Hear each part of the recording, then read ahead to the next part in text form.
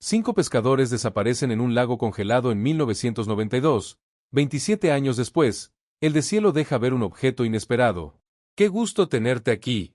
Comenta tu ciudad para que pueda traer casos de tu región y saber desde dónde me estás viendo. La madrugada del 15 de marzo de 1992 amaneció con una temperatura de menos 15 grados centígrados en el lago Minnewaska, uno de los destinos de pesca más populares del condado de Pope, Minnesota. El hielo que cubría completamente la superficie del lago tenía un grosor aproximado de 60 centímetros, condiciones perfectas para la pesca invernal que había atraído a cientos de pescadores durante toda la temporada. Thomas Anderson, de 34 años, mecánico automotriz y residente de Alexandria, había organizado esta expedición de pesca con 4 de sus amigos más cercanos. El grupo estaba formado por Michael Peterson, contador de 29 años, David Walls, electricista de 31 años, Stephen Clark, maestro de escuela de 28 años, y Robert Kim, ingeniero de 32 años.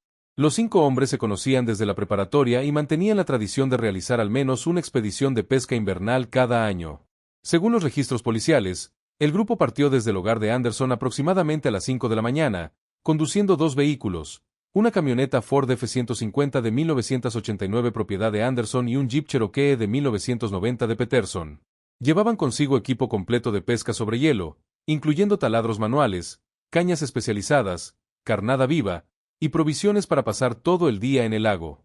La esposa de Anderson, Linda, fue la última persona en verlos partir. Posteriormente declaró a las autoridades que su esposo parecía emocionado por la expedición, especialmente porque habían elegido una zona del lago que consideraban prometedora para la pesca de lucio del norte y perca amarilla. El plan era regresar antes del anochecer, aproximadamente a las 6 de la tarde. El lago Minnewaska, con sus 2.040 hectáreas de superficie, era conocido por sus aguas profundas y su abundante población de peces. Sin embargo, también tenía fama entre los lugareños por sus corrientes subterráneas impredecibles y las variaciones en el grosor del hielo, particularmente en ciertas áreas donde manantiales subterráneos creaban zonas de hielo más delgado. Durante las primeras horas de la mañana, varios otros pescadores reportaron haber visto al grupo de 5 hombres dirigiéndose hacia la zona noreste del lago, un área menos frecuentada pero conocida por sus buenos puntos de pesca. Los testigos describieron que los hombres parecían estar en buen estado de ánimo y bien equipados para pasar el día sobre el hielo. A medida que avanzaba el día, las condiciones climáticas comenzaron a cambiar. El Servicio Meteorológico Nacional había emitido una advertencia de tormenta invernal para esa tarde, con vientos fuertes y posible nevada, pero la alerta llegó después de que los 5 hombres ya estuvieran en el lago. Cuando llegaron las 6 de la tarde y posteriormente las 7, Linda Anderson comenzó a preocuparse. Llamó a las esposas de los otros hombres, pero ninguna había recibido noticias del grupo. A las 8 de la noche, con la temperatura descendiendo rápidamente y sin señales de los pescadores, Linda contactó al departamento del sheriff del condado de Pope para reportar a los 5 hombres como desaparecidos. La búsqueda inicial se vio obstaculizada por la tormenta invernal que había comenzado a azotar la región. Los vientos alcanzaban velocidades de hasta 65 kilómetros por hora, y la visibilidad era prácticamente nula. Sin embargo, lo que los equipos de rescate descubrirían al día siguiente los dejaría completamente desconcertados y marcaría el inicio de uno de los misterios más perturbadores en la historia criminal de Minnesota. Los vehículos de los pescadores fueron encontrados exactamente donde debían estar, en el estacionamiento del área de acceso público al lago. No faltaba nada del interior de los automóviles, y no había señales de forcejeo o actividad sospechosa. Sin embargo, cuando los rescatistas siguieron las huellas que conducían desde el estacionamiento hacia el lago, estas simplemente desaparecían en un punto específico del hielo, como si los 5 hombres se hubieran desvanecido en el aire. Pero lo que realmente inquietó a los investigadores fue lo que no encontraron en esa búsqueda inicial, ni un solo rastro del equipo de pesca que los hombres habían llevado consigo esa mañana. La operación de búsqueda y rescate comenzó oficialmente a las primeras horas del 16 de marzo, cuando las condiciones climáticas finalmente permitieron el acceso seguro al lago. El detective principal asignado al caso, James Morrison, del departamento del sheriff del condado de Pope, arribó al lugar acompañado de un equipo especializado en rescates acuáticos y sobre hielo. El primer descubrimiento inquietante ocurrió aproximadamente a las 7 de la mañana. Los rescatistas siguieron las huellas de botas que se dirigían desde el área de estacionamiento hacia el interior del lago congelado. Las huellas eran claras y definitivas, mostrando el patrón característico de 5 personas caminando en formación semicircular, exactamente como cabría esperar de un grupo de pescadores experimentados dirigiéndose hacia su punto de pesca elegido. Sin embargo, a aproximadamente 400 metros de la orilla, las huellas simplemente cesaban. No se desvanecían gradualmente debido a la acción del viento o la nieve, simplemente terminaban abruptamente en un punto específico del hielo, como si los 5 hombres hubieran dejado de caminar simultáneamente en ese lugar exacto. El detective Morrison ordenó una inspección detallada del área donde terminaban las huellas. El hielo en esa zona tenía un grosor de aproximadamente 45 centímetros, suficientemente sólido para soportar el peso de varias personas y su equipo. No había grietas visibles, agujeros, o cualquier indicio de que el hielo se hubiera fracturado recientemente. La superficie estaba intacta, sin señales de disturbio. La ausencia total del equipo de pesca representaba otro enigma desconcertante. Según las declaraciones de Linda Anderson y las esposas de los otros pescadores, el grupo había llevado consigo una cantidad considerable de equipo: 5 taladros para hielo, múltiples cañas de pescar, cajas de aparejos, sillas plegables, una carpa portátil para refugio, y una caja térmica grande con comida y bebidas calientes.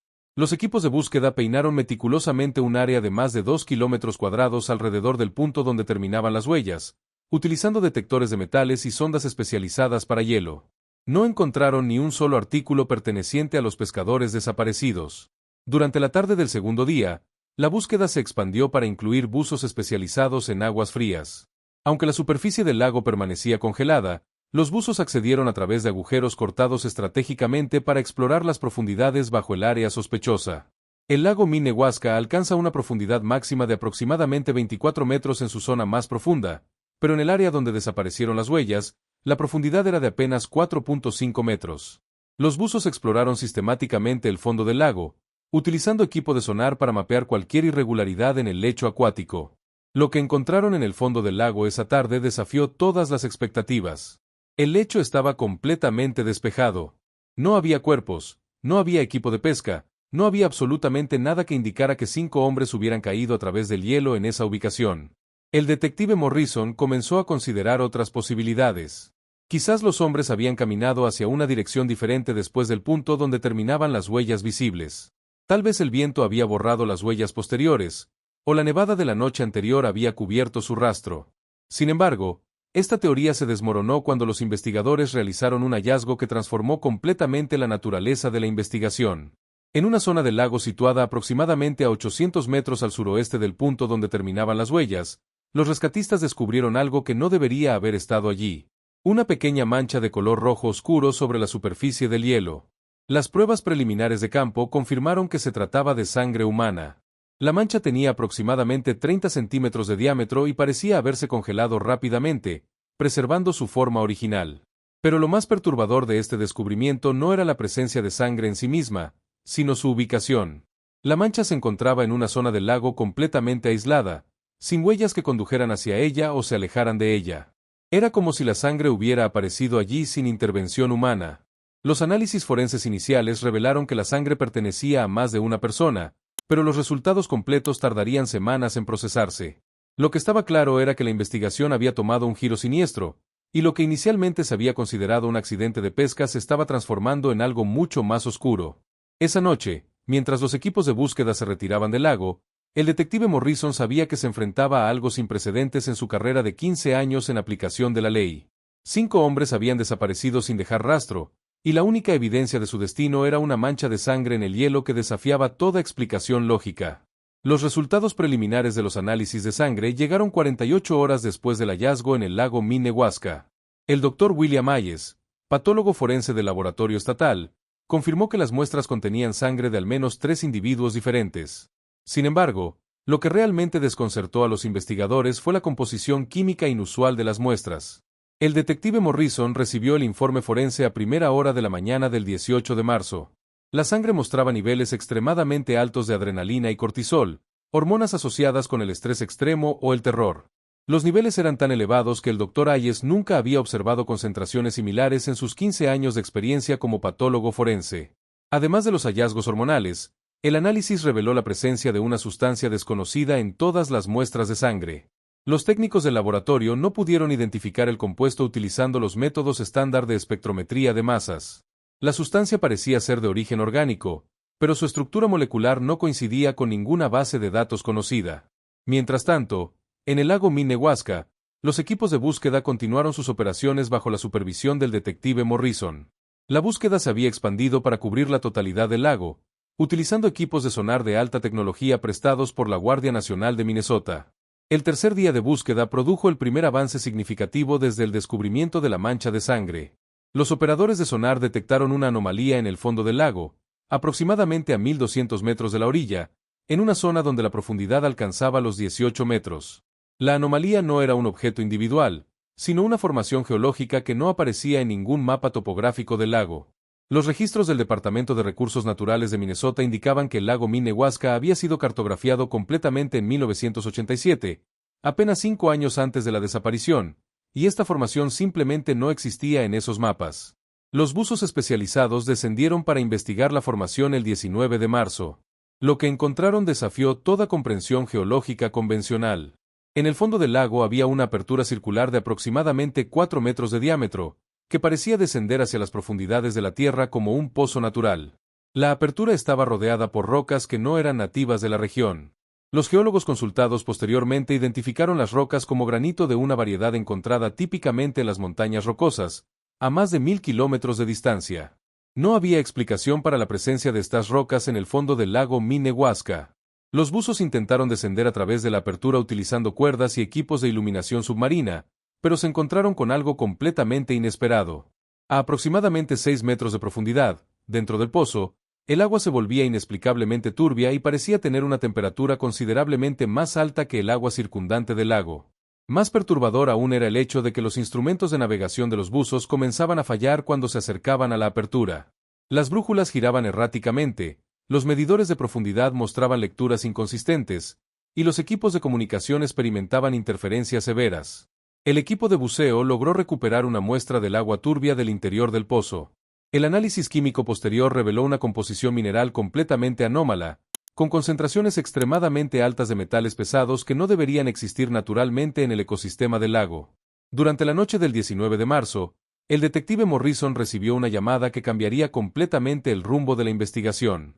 Linda Anderson, la esposa de Thomas Anderson, contactó a las autoridades con información que había estado ocultando desde el día de la desaparición. 3 semanas antes de la expedición de pesca, Thomas había mencionado algo extraño a su esposa.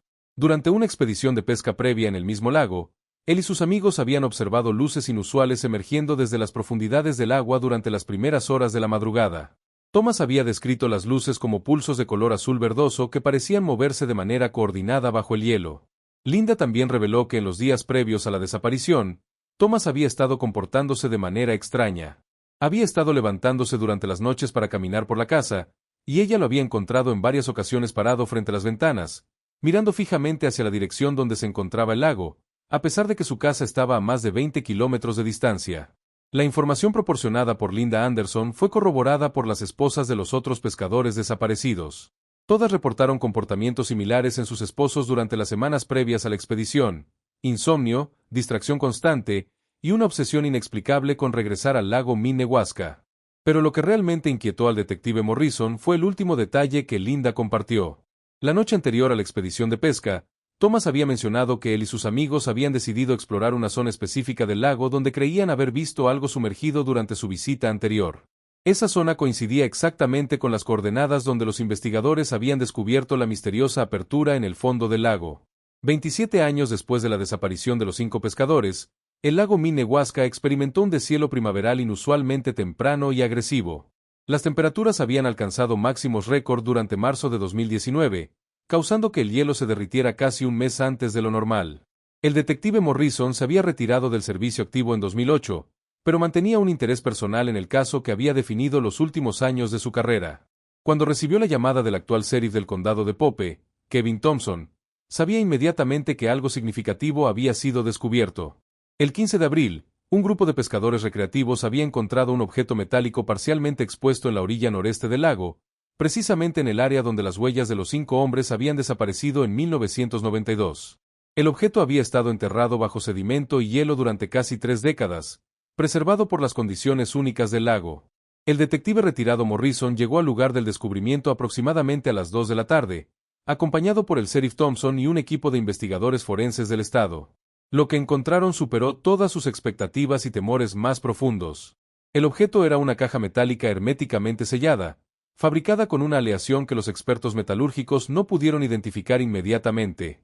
La caja medía aproximadamente 60 centímetros de largo por 40 de ancho, y tenía un peso estimado de 30 kilogramos.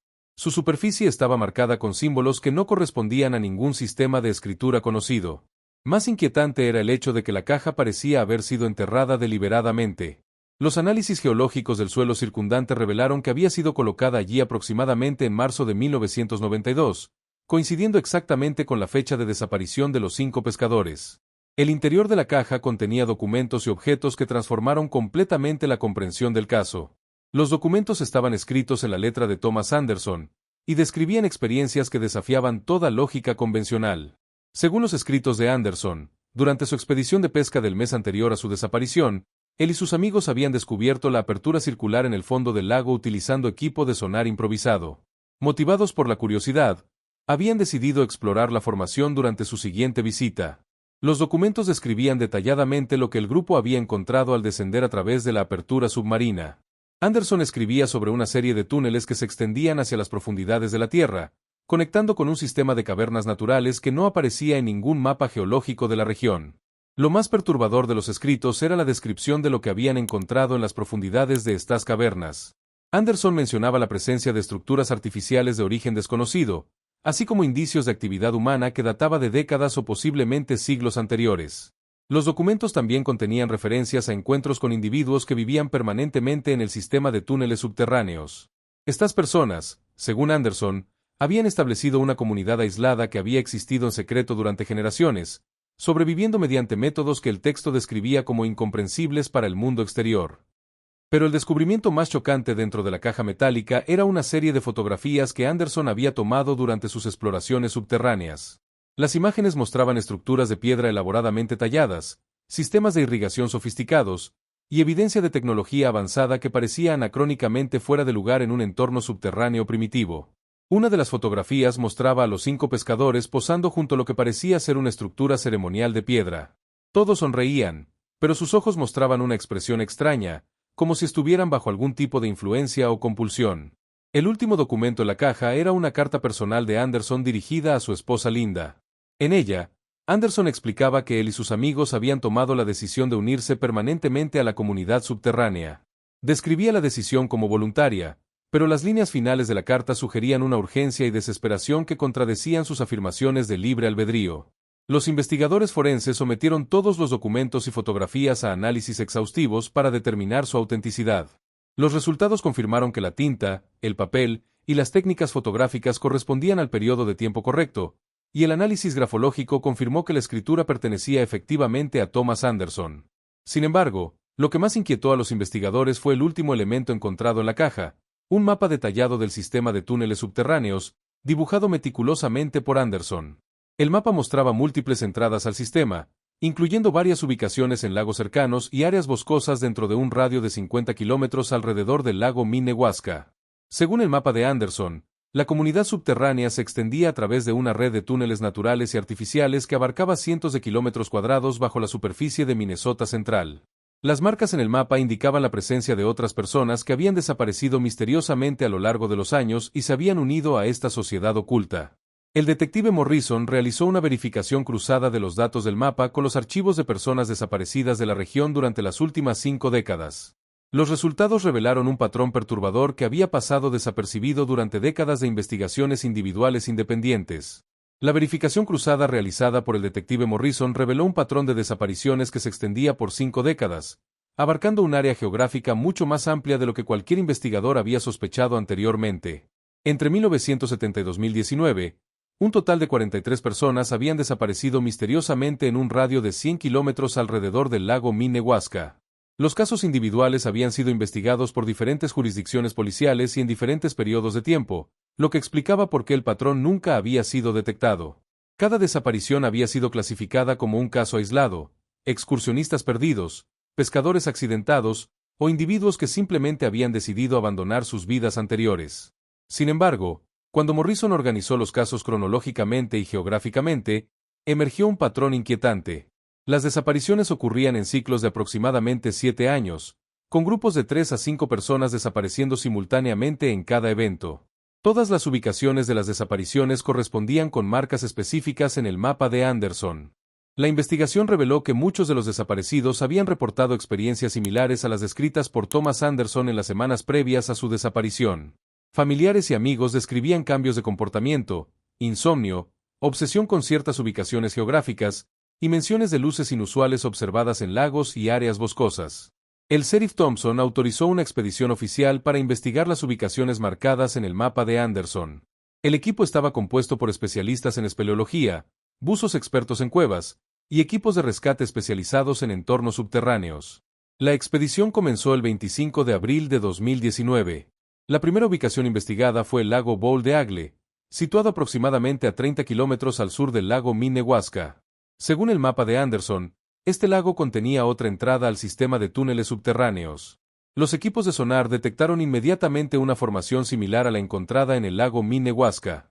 Los buzos descendieron a través de la apertura y confirmaron la existencia de un túnel que se extendía hacia las profundidades de la Tierra.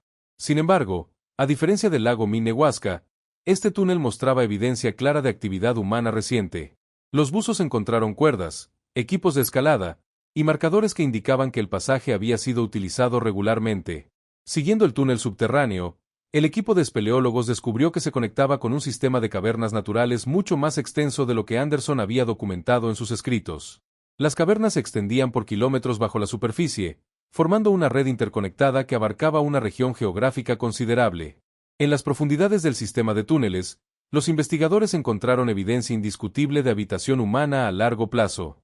Había estructuras construidas utilizando técnicas de ingeniería sofisticadas, sistemas de ventilación que permitían la circulación de aire fresco, y fuentes de agua potable que habían sido canalizadas desde acuíferos subterráneos naturales. Más significativo aún era el descubrimiento de un área que funcionaba como centro comunitario. Esta zona contenía biblioteca con libros que databan de décadas anteriores, talleres equipados con herramientas modernas, y áreas de cultivo hidropónico que proporcionaban alimentos frescos para la comunidad subterránea. Los investigadores documentaron meticulosamente cada área de la comunidad subterránea, pero no encontraron ningún habitante presente. La comunidad parecía haber sido abandonada recientemente, como si sus habitantes hubieran sido advertidos sobre la investigación oficial y hubieran evacuado temporalmente. Sin embargo, en el área que parecía funcionar como archivo comunitario, los investigadores encontraron registros detallados que documentaban la historia de la comunidad durante los últimos 50 años. Los registros revelaron que la comunidad había sido establecida inicialmente por un grupo de individuos que buscaban escapar de la sociedad convencional durante la década de 1960. A lo largo de los años, la comunidad había crecido mediante la incorporación de personas que desaparecían voluntariamente del mundo exterior. Los registros indicaban que la comunidad había desarrollado métodos sofisticados para identificar individuos que estaban experimentando crisis personales o desilusión con la sociedad moderna. Los miembros de la comunidad establecían contacto inicial con estas personas a través de encuentros aparentemente casuales durante actividades al aire libre. Utilizando técnicas de persuasión psicológica, gradualmente convencían a los individuos seleccionados de que unirse a la comunidad subterránea representaba una solución a sus problemas personales. El proceso de reclutamiento podía durar semanas o meses, durante los cuales los candidatos eran expuestos sistemáticamente a la filosofía y el estilo de vida de la comunidad.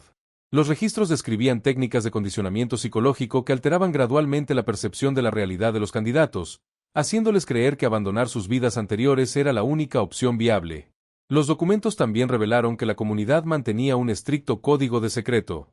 Una vez que los individuos se unían permanentemente, perdían todo contacto con el mundo exterior. Sus familias y amigos nunca volvían a saber de ellos, y oficialmente permanecían como personas desaparecidas sin resolver. Pero el descubrimiento más perturbador en los archivos comunitarios era una lista de nombres que incluía a todas las personas que habían desaparecido en la región durante las últimas 5 décadas. Junto a cada nombre había fechas de incorporación, y en muchos casos, fechas marcadas como transición final, sin explicación del significado de esta terminología. La investigación de las cavernas subterráneas había proporcionado evidencia suficiente para que el FBI asumiera jurisdicción oficial sobre el caso. La escala y el alcance temporal de las desapariciones, así como el aspecto interestatal de algunas de las víctimas, convertían el caso en un asunto de seguridad nacional. Los agentes federales iniciaron una operación de vigilancia continua en todas las entradas conocidas al sistema de túneles subterráneos. Utilizando equipos de monitoreo avanzado y cámaras de infrarrojos, establecieron un perímetro de observación que abarcaba más de 200 kilómetros cuadrados.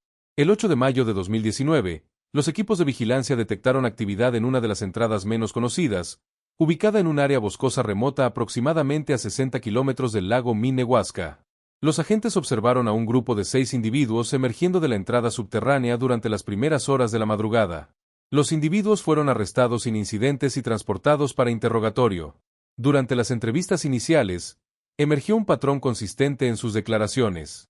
Todos afirmaron haber sido miembros voluntarios de la comunidad subterránea durante periodos que variaban entre 5 y 23 años. El líder del grupo arrestado fue identificado como Marcus Hoffman, un exprofesor universitario que había desaparecido en 1996 durante una excursión de campamento en el Parque Nacional de las Montañas Rocosas. Hoffman había estado listado como desaparecido durante 23 años, y su familia había organizado búsquedas extensas sin encontrar nunca ningún rastro de él. Durante el interrogatorio, Hoffman proporcionó información detallada sobre la estructura y operaciones de la comunidad subterránea. Confirmó que la comunidad había existido durante más de 5 décadas, y que había crecido hasta incluir aproximadamente 200 personas en su momento de máxima población. Hoffman explicó que la comunidad funcionaba como una sociedad autosuficiente con su propia economía interna, sistemas de gobierno y códigos legales. Los miembros contribuían según sus habilidades profesionales previas, creando una comunidad que incluía médicos, ingenieros, agricultores, artistas y especialistas en diversas disciplinas. Sin embargo, Hoffman también reveló información más perturbadora sobre el funcionamiento interno de la comunidad.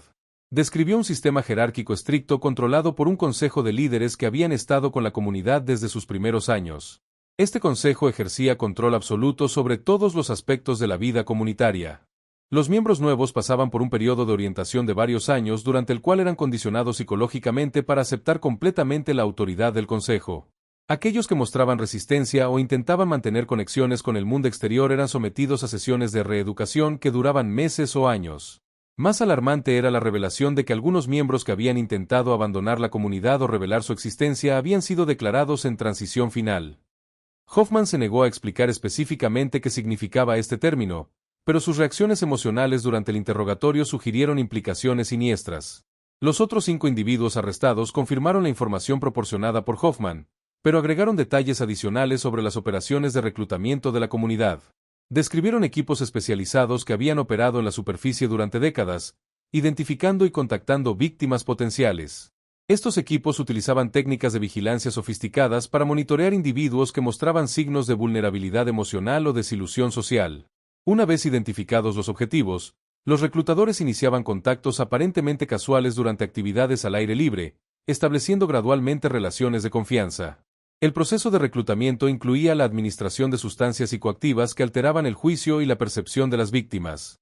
Estas sustancias, combinadas con técnicas de manipulación psicológica, eventualmente convencían a las víctimas de que unirse a la comunidad era su decisión personal libre. Basándose en la evidencia recopilada durante la investigación y los testimonios de los miembros arrestados, los fiscales federales presentaron cargos por secuestro, trata de personas, y conspiración criminal contra 23 individuos identificados como líderes de la comunidad subterránea. El 15 de noviembre de 2019, Marcus Hoffman fue sentenciado a 25 años de prisión federal después de declararse culpable de múltiples cargos relacionados con las operaciones de la comunidad. Otros 12 miembros del Consejo de Liderazgo recibieron sentencias que variaron entre 15 y 30 años. Sin embargo, la mayoría de los miembros de la comunidad nunca fueron localizados. Los investigadores determinaron que aproximadamente 150 individuos habían evacuado permanentemente el sistema de túneles antes de la llegada de las autoridades federales. Su paradero actual permanece desconocido. El caso del lago Minnewaska estableció precedentes legales importantes para la persecución de comunidades clandestinas que operan fuera del sistema legal convencional. También resultó en cambios significativos en los protocolos de investigación de personas desaparecidas, requiriendo coordinación entre jurisdicciones para identificar patrones regionales. Para las familias de las víctimas, el caso proporcionó respuestas después de décadas de incertidumbre, pero también reveló la dolorosa realidad de que sus seres queridos habían elegido voluntariamente abandonar sus vidas anteriores. Muchas familias lucharon para comprender cómo sus parientes habían sido manipulados hasta el punto de renunciar completamente a sus identidades previas. Linda Anderson, ahora de 73 años, finalmente recibió confirmación oficial del destino de su esposo después de 27 años de incertidumbre. Aunque Thomas Anderson nunca fue encontrado entre los miembros arrestados, los registros comunitarios confirmaron su incorporación voluntaria en marzo de 1992. El detective Morrison, quien había dedicado los últimos años de su carrera a este caso, expresó satisfacción por la resolución final, pero también reconoció las limitaciones inherentes en la búsqueda de justicia para crímenes que involucran manipulación psicológica a largo plazo. El sistema de túneles subterráneos fue sellado permanentemente por orden federal, y el área circundante fue designada como zona de investigación restringida. Sin embargo, las autoridades continúan monitoreando la región, conscientes de que algunos miembros de la comunidad pueden intentar restablecer operaciones en ubicaciones alternativas.